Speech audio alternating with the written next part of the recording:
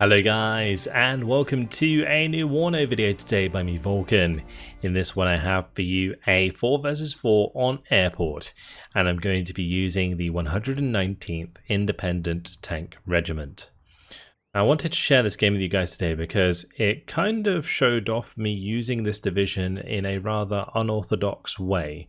When people think of the 119th, especially on a map like Airport, they'd expect you to be in the middle, where you can really utilize the strength of the T80UD, which is one of the best tanks in the game.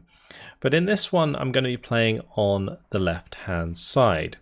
Now, the way that I build my 119th tank division is I specialize my infantry tab into close range infantry. So I have a card of Spetsnaz, we've got the Sapori, and then we've got 2 cards of Sapori RPO. All of those specialize at close range combat. And the reason that I'm doing that is because you don't really need the AT from like a Monostrelki, for example, that often when you have the abundance of tanks that this division can get. So the idea being that if I specialize the limited amount of infantry I have into close range, I can just use the tanks to deal with everything else. So you can see that I've started with the 2 Spetsnaz here. They're going to be forward deploying and racing up as far as they can. We've got the Sapari RPO following up. I've got a couple of Iglas in there. We also have a Euro to provide us with supply to replenish my forces. And I've got a T80 BVK that can be used to capture Gulf, although Vector's going to beat me to it. And then after that, contest Alpha. I've also got a couple of BMP-1 to provide Monostrelki with RPGs to back up the infantry in positions where I might not have tanks yet. And then I've got a Strela 10M for AA, BRM moving up on the left-hand side as well. And I'm just going to be placing it in this tree line in a position where it can look straight up this road and spot anything that might be coming down the hill opposite and trying to flank us here. So that's just going to be chilling on the left whilst the Spetsnaz get forwards. Big problem with this sort of push is that the Spetsnaz are actually very vulnerable in this situation to enemy helicopters. So I'm going to want to try and get my Iglas up there as soon as possible, get the Strela 10M up next to them and not really overextend with those forward deployed units too quickly. Now there are some divisions that can forward deploy their AA, and in that case you will want to use those to cover your other advanced forces, but in this case this division doesn't have the ability to do that, so just bear in mind you might want to be careful of like Cobras and stuff coming in and opposing you early on. So the Sapari RPO are going to be arriving with the BTR 60 PBs anyway. Those can provide machine gun fire if I need it. Iglas now arrived as well, so that's backing us up. And yeah, the Euro, actually really important at the start, because the 119th only gets 5 cards of infantry. So infantry preservation, whilst it's always important, is almost extra important in the 119th due to your limited availability of infantry overall. So yeah, always aim to try and keep your infantry alive and run them back to your supply to replenish them. It's always a good practice to do regardless, but in this division it is extra important. And T80 BVK arriving on the scene. I can potentially keep this close to like the Spetsnaz to make them 3-bet, because leaders in WARNO do still give extra veterancy to surrounding units. That's always useful to take advantage of. On the left hand side, just got 1 Sapari RPO, 1 Monostrelki just kind of covering the road, and since they've managed to get up that far, the BRM is going to move up now into a closer position to keep an eye on that road. All the while, we haven't really bumped into any resistance yet. My BRM has managed to get up on this side. It has seen a couple of AH-1F Cobras here and the OH-58 Scout, so I'm just trying to push forwards the Igla. Maybe I can get some cheeky shots in with that. But ultimately, we want to put pressure onto Alpha. So slowly creeping up my forces. There would be potential for me to like run all the way up into this sector, but so far it's probably been much safer for me to unload early just in case the enemy had forward deploy units that could push all the way back on me. Iglo's unfortunately going to miss twice onto the OH-58. That's going to back off a little bit. And my 24K now coming in to provide me with some extra recon, because I was just a little bit concerned about where all of the troops were on this left-hand side. We can see that our opponents have now captured this, at least. There are definitely forces here. Josef Führung's moved in there. I've got to get my units into position to provide good fire support now. So the infantry are just going to be moving around the left-hand side. I've got them on shift orders to move around there. If you hold shift while giving orders, you can queue orders in WARNO. The Airshore 1F Cobra is going to be coming over. Going to be threatening for sure. I do have the Strela 10M in position, but it doesn't quite have line of sight yet. It's going to have to move out to the side of the trees in order to get those shots on target. T-80 BVK does take a bunch of rockets into the face. I believe it also took an ACGM, which is why I got cut down to only 4 health. Thankfully I already have the Ural nearby, so I can use it to fix up the T-80 BVK. Strela 10M landing a lovely shot there onto one of the Cobras, which splashed onto the second. Can it hit the last rocket or missile? Yes it can. Both of those are going to be going down. Bit of a mistake on my opponent's part having them so close together there when engaging, because the splash on AA is a thing now. It actually didn't used to be a thing, I don't believe, in WARNO, but certainly is pretty effective now, especially with higher sort of explosive missiles like Kubs or Books. They certainly have a lot of AoE effect to surrounding helicopters. You do have to be a bit careful of that. T-80UD joining me on the field. I'm also bringing up Tunguska. Due to the investment into these helicopters already, Tunguska was a good choice here, because it kind of covers us against airplanes with the missile, 3,500 meter range against aircraft, but also has the 3,000 meter range against helicopters, and that can be really useful for taking out things like these Apaches, which I was likely to come up against if I'm playing against Flammen here, who's going to be using the 82nd Airborne. Tunguska taking a second shot, had to reverse it to dodge the ATGM flying out of that building. F-111 flying over top is going to get cut down by the AA, so starting to pay off now as we start to get into the thick of things. The Saperi RPO going to be trying to move up and get their RPO launchers on target. Mi-24K immediately going to be told to shift away, while the Strela 10M tries to finish off the OH-58 Scout and try and blind these units potentially. If there's not other recon nearby, then it's going to make it a lot harder for Flammen to see my forces. Here he goes with another bombing strike. The F-16 coming in there and actually doing a surprisingly low amount of damage to the Spetsnaz. So far so good. The AA's been in position. We've got the infantry now pressing forwards and getting rid of the opposing infantry, providing good fire support from this tree line. Airborne Dragon still going to be a bit of a problem, but I have now invested into a Muster. Now this is a pretty nasty weapon. It's an artillery piece, 152mm, 24,000 meter range. In this case, just going to be using it to soften up this infantry.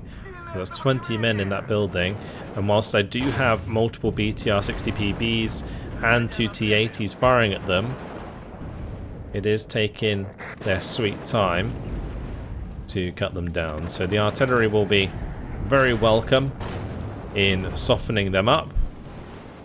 Another welcome treat is the M35 supply that we managed to capture with the 1 health Saperi RPO.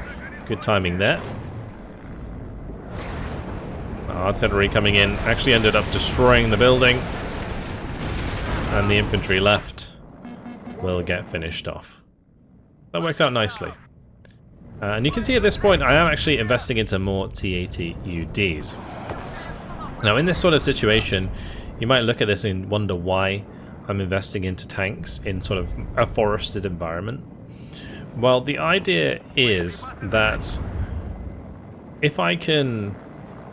Well, I basically already secured the buildings and the forest on the left-hand side. So if I can move forwards, we can get the T-80UDs into dominant position to cover the reinforcing roads. And that's way more important to me. Tunguska looking to try and shoot down the H-64. Just about manages to finish it off with its twin 30mm. Also managed to take out the recon helicopter, so that was good. Another recon helicopter hanging out on the right-hand side, waiting to be shot down. Managed to shoot that down as well. And so far, we've had fantastic value. Hamarschützen, no match for the Spetsnaz in the forest here. And this is the beauty of focusing my infantry tab onto anti-infantry RPO launchers, because it means that we can really overrun enemy infantry in the forest whilst continuing to provide good fire support in the open. Now there is a chance in this situation that my opponent could have like an APC or, you know, like just like a LAV or something, anything really that's armoured, and the Spetsnaz and Sapali RPO wouldn't be able to deal with them. The Monostrelki BMP is hanging out nearby just in case that does happen, but either way there could be a lot of damage done here, so you do always need to be really careful of armoured vehicles when focusing on anti-infantry playstyle like this in heavy cover. AH-1F Cobra on the right hand side, revealing itself, attacking the Strela 10M. Strela 10M does a good job taking it out. T-80UD finds and kills the Iltis Führungs on the backside, but we have not got rid of all of the leaders just yet, as the engineer leader is making a run for it. F-16 coming in with the laser guided bomb. These F-16s, pretty nasty. Thankfully, the T-80UD, it's very, very tanky. It's got 11 health, it's got 3 top armor, and that health certainly helps it stay alive against the laser guided bombs. Patchy taken out now. That was a pretty risky attack for the Strela and the Tunguska, because the Hellfire was pretty close to hitting the Strela 10M, and if the Strela hadn't hit its first missile, probably would have died. You know, since we've managed to clear out that engineer leader and the Iltis Führungs, the T-80 BVK moves into the sector and we capture it.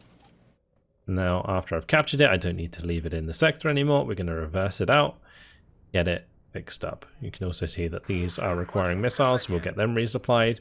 Monostrelki sorted out. And all the while, my Euros, they're going to be heading back to the FOB back here. And we're going to be able to get them resupplied and head them back. Now, a great tip with the Euros, you'll see that what I've done is I've done a fast move order next to the FOB, held shift, right-clicked on the FOB so they reload themselves with more supply. And then I've held shift once more and give them a fast move order back to the front line. So what's going to happen is they will drive down here as fast as they can, they'll resupply themselves and then drive back as fast as they can. And that way I won't have to worry about my supply coming back to me. I've already got it set up and ready to go. You can see I've also now invested in more artillery pieces. They aren't unloaded at the moment because there's not really any targets. I guess I could have potentially been firing at other things. But just waiting on my units to be resupplied, and then we can potentially push into a better position. I would really like to get into this tree line, so that's what my T-80UDs are trying to do right now. And this Sapali RPO just moving up to make sure that these buildings are clear, but otherwise, yeah, the T-80UDs will want to move forwards, cut off this road, and then maybe we can actually start putting pressure onto Bravo instead. Unfortunately for Flummen here, he's ended up in the situation I was talking about earlier, where he has 2 units that are focused on anti-infantry endeavours, and they're going to get caught out in the open by tanks, and those infantry are going to go down very quickly indeed. F-16 comes in to bomb the T-80UD. I actually popped my smoke there, as you might have seen. The reason I popped the smoke was because I thought that was a laser-guided bomb, and if I can hide the T-80UD before the laser-guided bomb gets dropped, then sometimes they miss. So that was the plan. But anyway, at the moment, the T-80 just happily mowing down these poor men out in the open. I'm also still developing my position on the left-hand side, as you might have noticed, the Monostroki and Spadiapio moving up here. In case any troops kind of come down on this far left road, I will have them covered with that RPG. I do still need to be careful of the infantry firing dragons at us though, because if I get side shot, my T-80UD is still going to take a lot of damage. So the Spadiapio, Spetsnaz, they're going to push through and try and finish those off. As you can see, we already did a lot of damage with the T-80UD. Like, having 21 front armor is absolutely huge. The thing that makes these T-80UDs so strong is the fact they have 21 front armor, but also 21 penetration with an autoloader. Now, autoloaders in WARNO at the moment, what they do is they stop you from losing rate of fire when your cohesion is low. So at the moment, we just got hit in the side armor by that HGM, bit of a mistake on my part. Cohesion's gone low, so it says reload timer is reduced by 40%. But because we have an autoloader, it doesn't actually suffer from that malus. F-16 coming in once again for the bombing strike. We also got clustered by the F-111. Did manage to take out the F-16. Another F-16, however, coming in with the laser guided bomb kills the Tunguska. Third F-16 shot down with the AT missiles. Both of these T-80UDs did manage to survive, so that's pretty big, but you can see that he was focusing my Tunguska in this case, and that's really not good. Same way that he targeted the Strela 10M there. If he can start whittling down my AA, then the T-80UDs become much more vulnerable. So I'm just going to invest immediately into the Strela 10Ms. And so far I would say it's been a pretty textbook armored game. We've covered our left flank with the sort of close range infantry, but otherwise the T-80UDs moving forwards using smoke when they can. We got them covered permanently with AA, and that's the main thing. The sort of combination between using heavy tanks and AA is super important, and positioning wise with your AA is also something you really need to consider when you're playing WARNO. Sometimes I see people have them too far forwards, maybe like they overextend their AA to try and shoot down this helicopter, for example. Like, say if I were to like attack move forwards with the Tunguska because I wanted to kill the Kiowa, like that would be an example of me potentially overextending, because then a unit could kill the Tunguska before it falls back, or HGM might catch it out or something. But the other thing that I see people do, and I'm actually guilty of this sometimes as well, is kind of like forget about the AA behind lines. And so in that case, you know, you just got to remember to keep them up with your tanks. And you want to kind of have them on roughly the same level, but just behind. And never really out in the open, if you can help it. Anyway, MiG's going to be hanging about. I was going to have it go dive on the Apache, but since there's two F-16s over here hanging about, which are air-to-air F-16s, I didn't really feel like a good idea. At least not yet. F-16 coming in there with the bombing strike onto those poor Monostroki in the open, but we do manage to punish it, which is nice. The Seed here gets pretty close to the MiG, so I actually go for that. Managed to take down the Seed aircraft, shoot down a third F-16 with my AA, and I would say that was more than worth it. As you can see across the map, things have gone pretty well for our team, as we are pushing a +6. But I'm setting up for another push here. We have the motorized push of my Sapoli ready and waiting to zoom in to this objective, supported by numerous T-80s across the front here. T-80UDs always look so beastly. Look at that. Firing away onto the fire team there. Yeah, the Sapoli ready to go. They're going to be zooming forwards If you're wondering how I'm putting them into a line here, I'm just selecting them all, holding right click and dragging. If you do that, it will come up with like, you'll see like ghosts of the units, and it'll show you like a formation. Depending on how much you drag, you can change where they end up. Anyway, Kiowa gets taken out. Really nice kill actually, because that was the one with the Hellfire missiles on it, so it's pretty expensive. MiG-29 dives to the Apache. Going to be going for the A-10 there. At least managed to stop it in its tracks, but an Eagle coming out of the spawn is going to take care of the MiG-29. So apparently do manage to reach the buildings here. The game's already over, and after 19 minutes 32 seconds, a pretty good example of a strong and decisive push with the 119th. 4,330 kills to 1,135 losses, which it turns out to be a 3.8 KD. And yeah, most of those kills really came down to the fact that I had a lot of AA, or a decent amount of AA, in order to deal with the helicopters. Like the AH-1F Cobras could have been a real big problem for my close range infantry, for example. The aircraft with those bombs, my opponent just trying to overwhelm my AA with those, which can be a viable solution if I'm not kind of already expecting it. Which in this case I was. Like as soon as I saw him target the first Tunguska, I'm like, I'm going to need lots of AA. So I'm just bringing in extra AA to make sure that he can't do that, or at least get away with it for free in the future. I probably should have used my artillery more. I was using it to like fire at stuff on the other side of the map as well throughout this game. The T-80UDs performed really well, and we didn't really lose one, I don't believe. The one thing with these kinds of decks, and the same goes for the third, which I do have a game that I want to show you guys, the third US. Those have the M1A1HAs.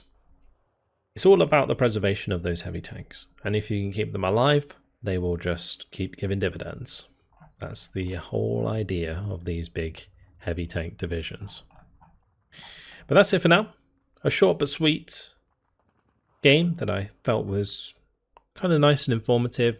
Sort of shows a way to play the 119th, which is a little bit more unconventional, especially when it comes to pushing through the trees like that. That's it for now. Hopefully you guys enjoyed it. Thank you much for watching, and I'll see you guys in the next video. Goodbye.